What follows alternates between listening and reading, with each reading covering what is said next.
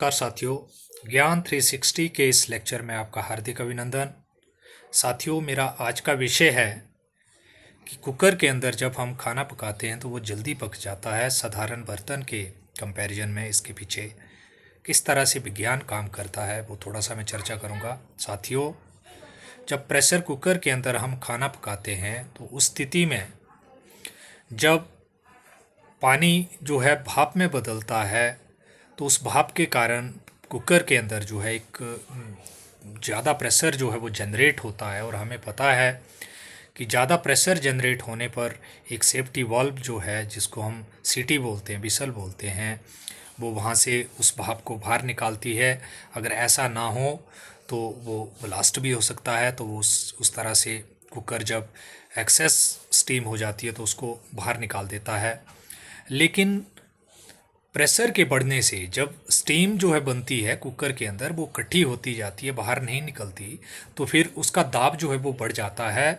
और फिर दाब के बढ़ने से जो पानी का बॉइलिंग पॉइंट 100 डिग्री सेल्सियस पे जो पानी बॉईल होता है, तो यहाँ पे फिर वो बॉइलिंग पॉइंट का जो स्केल है वो बढ़ जाता है और अप्रोक्सीमेटली 120 डिग्री के ऊपर फिर पानी जो है बॉईल होता है।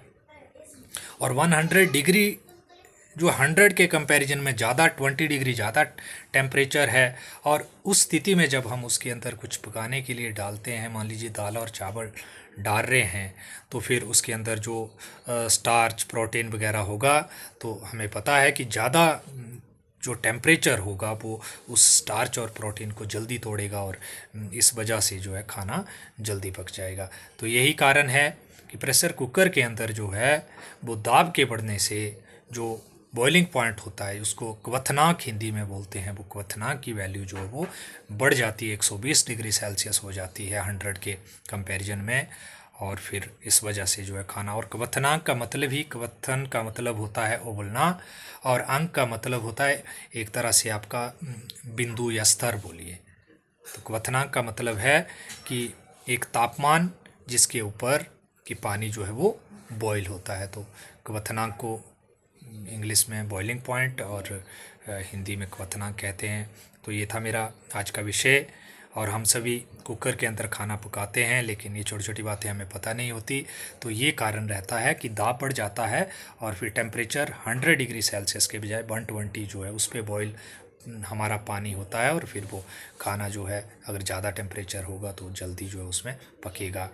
तो आपको ज़रूर समझ आया होगा।